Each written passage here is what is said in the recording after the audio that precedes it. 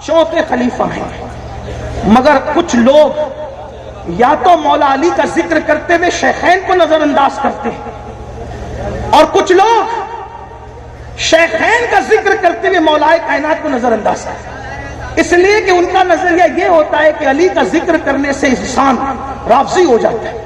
میں نے کہا یہ کون سی بات ہے؟ امام اہل سنت تفضیل شیخین پر کتاب لکھتے مطلع القمرین، اور اس میں مولا مشکل کشا کے جو فضائل پڑھتے وہ انہی کا حصہ ہے۔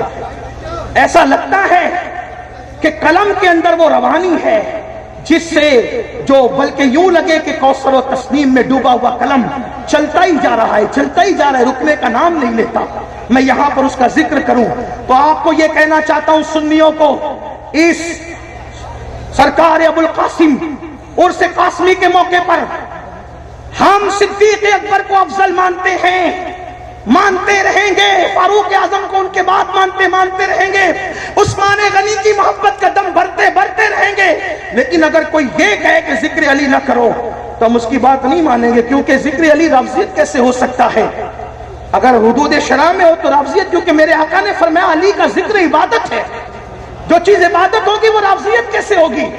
لیکن یاد رکھیے، آئیے پھر مولا مشکل کشا، کون مولا مشکل کشا؟ وہی میر سید محمد بلگرامی، نظم العالی کے حوالے سے پڑھو، میر سید محمد بلگرامی رحمت اللہ علیہ لکھتے ہیں وہ علی جن کی ولادت کعبۃ اللہ میں ہوئی۔ میر سید محمد بلگرامی نظم العالی میں لکھ رہے ہیں علی کون؟ اللہ اکبر، وہ علی یہ مرتضیٰ فاتح خیبر، ان کی شان یہ ہے، صاحب نظم العالی لکھتے ہیں کہ جب ماں کے پیٹ میں آئے، ماں کے شکم میں آئے تو حضرت فاطمہ بنت اسد کہتی ہے، میرے آقا سے مخاطب ہو کہ ابھی میرے آقا کی عمر شریف 30 سال سے نہیں بڑھی ہے، حضرت فاطمہ بنت اسد کہتی ہے شہزادے جب تمہیں آتا دیکھتا ہے میرا بیٹا، میرے شکم کا بچہ، تو مجھے بیٹھنے نہیں دیتا، اور جدھر میں تم رخ کرتے ہو وہ تمہاری طرف پشت نہیں کرتا بلکہ تمہاری طرف وہ رخ کرتا ہے۔ اللہ کے رسول نے فرمایا جو چہرہ میری طرف پشت نہ کرے کرم اللہ وجہ الکریم، اللہ اس چہرے کو اور بزرگی عطا فرمائے۔ یہ مولا کائنات کی شان۔ کون علی؟ اب مطلع القمرین سے کچھ روایتیں بطور مفہوم پڑھ رہا ہوں۔ حضرت مولا کائنات جب جنگ پہ جا رہے ہیں، اللہ کے رسول ہاتھ اٹھاتے ہیں اور عرض کرتے ہیں مولا اس وقت تک مجھے دنیا سے نہ اٹھانا جب تک میں علی کا چہرہ نہ دیکھ لوں۔ کون علی؟ جن کے بارے میں حضور علیہ السلام نے فرمایا کہ سب الگ الگ درخت کی الگ الگ ٹہنیوں سے ہے، میں اور علی ایک ہی ٹہنی کی دو شاخوں کا نام ہے۔ کون علی؟ وہ علی کے مرتضیٰ جس کے بارے میں میرے آقا علیہ السلام نے خیبر کے دن فرمایا کل میں جھنڈا اس کو دوں گا جو اللہ و رسول سے محبت کرتا ہے اور اللہ و رسول کا محبوب بھی ہے۔ بلکہ پھر میرے امام کہتے ہیں وہ علی کون علی؟ اصل نسل صفا وصل وجہ خدا، اصل نسل صفا وجہ وصل خدا، پرتبے دست قدرت پہ لاکھوں سلام۔ کون علی؟ میرے امام لکھ رہے ہیں اللہ اکبر کہ اولیاء اور صوفیاء سے پوچھ علی کون ہے کہ ان کی در کی غلامی کیے بغیر کسی کو اللہ کا وصل نہیں مل سکتا، خدا کا قرب نہیں مل سکتا۔ اور پھر دو مصرے لکھتے ہیں سلامی جس کے در کا ہر ولی ہے، سلامی جس کے در کا ہر ولی ہے، علی ہے ہاں علی ہے ہاں علی۔ یہ علی یہ مرتضیٰ کی شان ہے۔ عشر مبشرہ ہیں پھر وہ 10 جن کو رسول اللہ نے جنت کی بشارت دی، ان میں سے 4 کا ذکر آپ سن چکے، اور اس کے بعد میرے آقا علیہ الصلوۃ والتسلیم کے دیوانوں اب اپنی گفتگو کو اختتام پر لے جاتے ہوئے پھر سلسلہ در سلسلہ، اور پھر ہم قادریوں کے لیے ہمارے مرشد پیران پیر دستگیر حضرت سیدنا شیخ عبد القادر جیلانی قطب الاقطاب غوث الاغواث رضی اللہ تبارک و تعالیٰ عنہ، ہمارا عقیدہ یہ ہے کہ جب غوث اعظم نے فرمایا میرا یہ قدم ہر ولی کی گردن پر ہے، تو سب ولیوں نے اپنی گردن جھکا، جو زمین کے اوپر تھے انہوں نے بھی، جو زمین کے اندر تھے انہوں نے بھی، حتیٰ کہ شیخ محقق شیخ عبدالحق محدث دہلوی لکھتے ہیں زبدۃ الاثار میں کہ جس وقت تو غوث اعظم کو کچھ لوگ آج کل اس پر بھی کچھ بات کر رہے ہیں، میں نے ان سے کوئی بات نہیں کرنا، اس لیے کہ ہم اپنی بات کرنا چاہتے ہیں، اور جسے غوثیت ماف سے فیضان ملا اس نے تو کوئی بات ہی نہیں کرنا، فیض لینے والا جانتا ہے دینے والے کی شان کیا ہے، جنہیں کچھ نہ ملا پھر ان کی تو بات ہی الگ ہے۔ تو سرکار غوثیت ماف کیا شان رکھتے، شیخ محقق فرماتے یہ بات بلکہ امام اہل سنت نے بھی لکھا، عالم سکر میں نہیں کہی گئی، بے ہوشی کے عالم میں نہیں کہی گئی، بلکہ اللہ نے حکم دیا، مامور من اللہ تھے آپ اس بات کے کہنے میں، اللہ نے حکم دیا۔ اور پھر شیخ محقق تو یہاں تک لکھتے ہیں کہ جب غوث پاک نے یہ بات فرمائی اس وقت اللہ رب العزت نے اپنے نور کی آپ کے دل پہ تجلی فرمائی، اور رسول اللہ نے فرشتوں کے ذریعے سے خلعت عطا فرمائی جو پہنائی گئی، اور پھر حکم ہوا کہ کہو کہ میرا یہ قدم ہر ولی کی گردن پر ہے۔ تو شیخ محقق لکھتے ہیں کہ جب غوث پاک نے فرمایا میرا یہ قدم ہر ولی کی گردن پر ہے تو اس وقت اولیاء اللہ سے پوری زمین جو وہاں کی تھی بھر گئی، حتیٰ کہ جنات، حتیٰ کہ فرشتے، افق بھر گیا، اور سب نے اللہ اکبر، جو اولیاء تھے انہوں نے کہا اللہ اللہ، ہماری گردنوں پر آپ کا قدم، جو وہاں پر موجود نہیں تھے اپنی اپنی جگہ پہ کہا، حتیٰ کہ ان کی یہ بات کہنے سے پہلے تفریح الخاطر کے اندر یہ بات موجود ہے کہ حضرت سید الطائفہ طاؤس العلماء حضرت جنید بغدادی نے فرمایا کہ میرے گردن پر بھی آپ کا قدم۔ تو لوگوں نے پوچھا کیا کہہ رہے ہیں آپ؟ تو فرمایا کہ ایک بندہ ہوگا، ایک جوان ہوگا، وہ عجمی ہوگا، اور وہ کہے گا کہ میرا یہ قدم ہر ولی کی گردن پر، تو اس وقت کے اولیاء اپنی گردن جھکا دیں گے، میں پہلے ہی اپنی گردن کو جھکا رہا ہوں، حتیٰ کہ حضرت سید الطائفہ شیوخ میں سے ہوتے ہیں غوث اعظم رضی اللہ تعالیٰ عنہ کے، لیکن آپ نے پہلے ہی گردن جھکائی۔ یہ اللہ کی عطا ہے، اللہ جسے جو چاہے مرتبے عطا کرے۔ تو غوث پاک نے جب فرمایا میرا یہ قدم ہر ولی کی گردن پر ہے تو سب نے اپنی گردنیں جھکا دی، اللہ اکبر، حتیٰ کہ سیدنا شیخ رفاعی نے فرمایا، عرض کیا کہ میری گردن پر بھی، میری آنکھوں پر بھی، میرے سر پر بھی، اور ہمارے ہند کے تاجدار 90 لاکھ کو کلمہ پڑھانے والی ہستی سرکار غریب نواز نے بھی فرمایا میری گردن پر بھی، میری آنکھوں پر بھی، میرے سر پر بھی، اور اس کی ترجمانی حضور سیدی مفتی اعظم یوں کرتے نظر آتے ہیں، یہ دل یہ جگر ہے، یہ آنکھیں یہ سر ہے، جہاں جاؤ رکھو قدم غوث اعظم، یہ سرکار غوثیت ماف کی ذات ہے۔ ایک صاحب کے کچھ مریدین تھے، انہوں نے کہا، وہ پیر سچے تھے، انہوں نے ایک قادری سے کہا کہ ہمارے پیر کی گردن پر غوث اعظم کا قدم نہیں ہے۔ پہلی بات تو غوث پاک کے بارے میں ہمارا تمہارا ہونا ہی نہیں چاہیے، کیونکہ غوث پاک کا فیض تو ہر سلسلے میں جاری ہے۔ مزرعِ چشت و بخارا وہ عراق و اجمیر، مزرعِ چشت و بخارا وہ عراق و اجمیر، کون سی کشت پہ برسا نہیں جانا تیرا، یہاں ہمارا تمہارے کی کیا بات ہے۔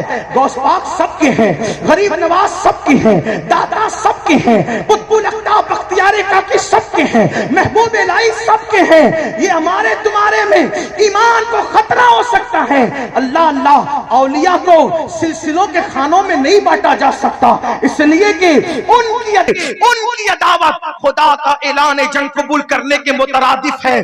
ڈرو اللہ سے۔ تو ایک صاحب نے کہا ہمارے پیر کی گردن پر غوث پاک کا قدم نہیں، انہوں نے کہا ٹھیک ہے تمہارے پیر سے ہی چل کے بات کر لیتے ہیں۔ جب وہاں پہنچے تو کہا حضرت دیکھیے آپ کے مرید کیا کہتے ہیں، پیر کی محبت میں کیا کہہ رہے ہیں، کہا کیا کہتے ہیں، کہا ہمارے پیر کی گردن پر غوث پاک کا قدم نہیں۔ تو انہوں نے مسکرا کے فرمایا آپ کیا سوچتے ہیں غوث پاک کا قدم ولیوں کی گردن پر ہے یا عوام کی گردن پر ہے؟ کس کی گردن پہ؟ کہا اولیاء کی گردن۔ کہا یہ بدبخت پیر تو مانتے ہیں مگر مجھے ولی نہیں مانتے، یہ بدبخت مجھے پیر تو مانتے ہیں مگر ولی نہیں مانتے۔ کیوں؟ اگر ولی مانتے تو یہ بھی مانتے کہ غوث پاک کا قدم میری گردن پر ہے۔ اب اگر کوئی یہ بات کہہ رہا ہے تو اس کو اس بزرگ کے قول کا خیال کرنا چاہیے. یہ سرکار غوث اعظم ہے.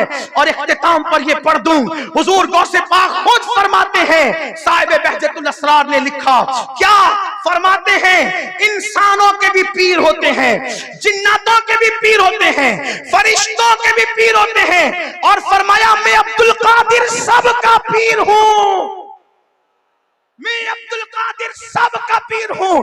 وہی سرکار غوث پاک نے ہمارے مرشد جن کی نسبت سے ہم قادری برکاتی کہلاتے ہیں, ان سے فرمایا برکت اللہ جو تیرا مرید ہوگا یا تیرے ذریعے سے مرید ہوگا, قیامت کے دن اس کی بخشش کرانے کا ذمہ مجھ پر.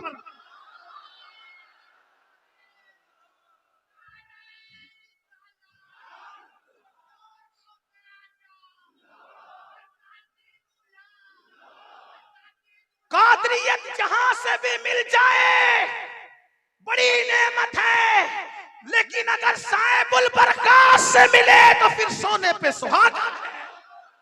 اس لیے کہ یہاں وعدہ کیا جا رہا ہے, کہا جا رہا ہے جو تجھ سے اور تیرے ذریعے سے, تیرے خلفاء کے ذریعے سے مجھ سے مرید ہوگا اس کی بخش. بلکہ غوث پاک پہ اتنے رفیق و شفیق ہے, کہتے ہیں میرے دل کی تمنا یہ ہے, دیکھو حضور کی امت سے پیار کتنا, میرے دل کی تمنا یہ ہے مر کے کوئی بھی قبر میں جائے, اس سے جب فرشتے سوال کریں اللہ مجھے اتنا اختیار دے دے کہ اس کی بجائے میں جواب دے دوں. کتنی محبت ہے ان کو سرکار غوثیت میں. اور پھر برکت اللہ صاحب پر, میرے مرشد سرکار عشقی فہمی پر تو کرم, لیکن سرکار شاہ حمزہ عینی, پھر ان پر تو ان کی تو بات ہی جدا ہے. جب لکھا غوث اعظم بمنے بے سر و ساما مددے, قبلہ دی مددے, کعبہ امام مددے, انتظار کرم تستمن عینی را, اے خدا جو و خدا بین و خدا دا مددے.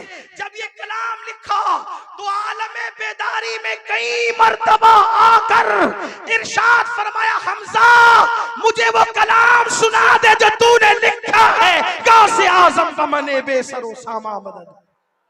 اور عالم بیداری میں کہیں مت, بلکہ سرکار حمزہ عینی تو ایسی ہستی ہے, ایک مرتبہ کسی نے تانا دیا سیادت پر, تو پھر مسجد میں چڑھے تو دیکھا قلق تھا, دل پر بوجھ تھا کہ ہمیں سیادت کا تانا دیا جائے. جب مسجد کے صحن میں پہنچے تو دیکھا کہ مولائے کائنات اور سیدہ فاطمہ موجود ہے, اور کہا جاتا ہے شہزادے غم نہ کر تو ہماری ہی اولاد ہے.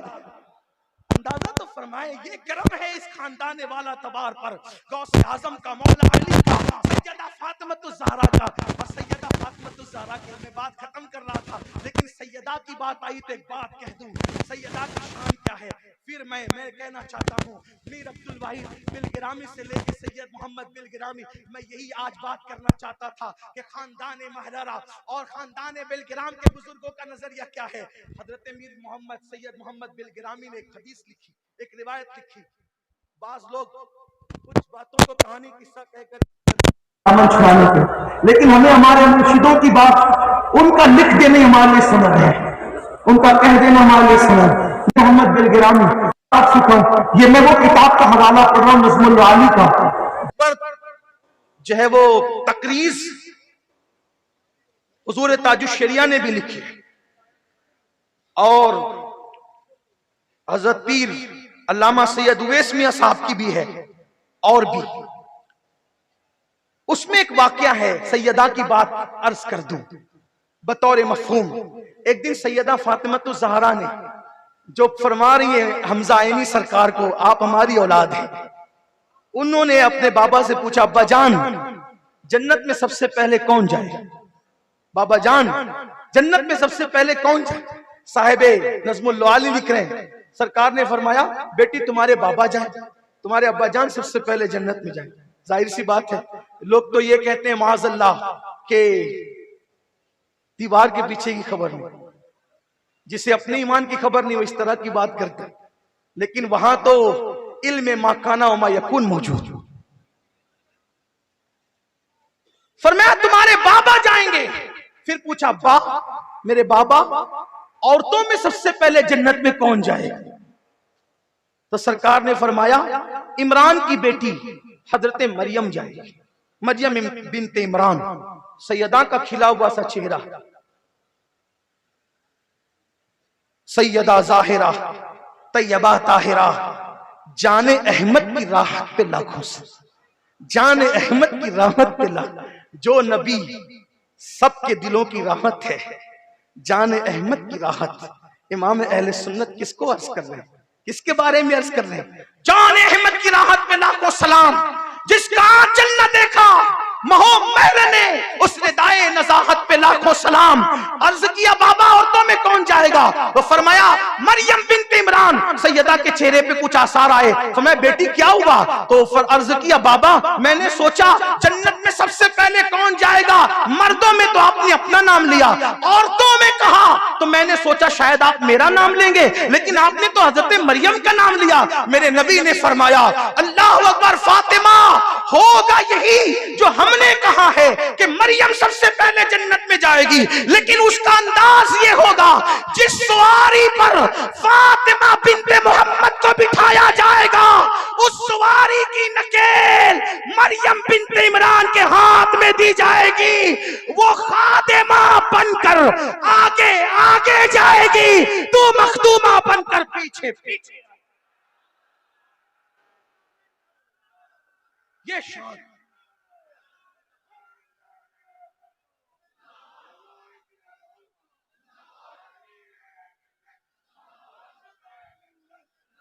تیرا ذرہ مہ کامل ہے یا غوث، تیرا قطرہ یم سائل ہے یا غوث، تو اپنے وقت کا صدیق اکبر، تو اپنے وقت کا صدیق اکبر، غنی و حیدر و عادل ہے یا غوث، صحابیت پھر تابعیت پھر آگے قادری منزل ہے یا غوث، ہزاروں تابعی سے تو فضوتر یہ طبقہ مجملاً فاضل ہے یا غوث۔ اور وہ کیا جانے گا فضل مرتضیٰ کو، وہ کیا جانے گا فضل مرتضیٰ کو جو تیرے فضل کا جاہل ہے یا غوث۔ کہا تو نے کہ جو مانگو ملے گا، رضا تجھ سے تیرا سائل ہے یا غوث، اور رضا کا خاتمہ بالخیر ہوگا، تیری رحمت اگر شامل ہے یا غوث۔ اللہ پاک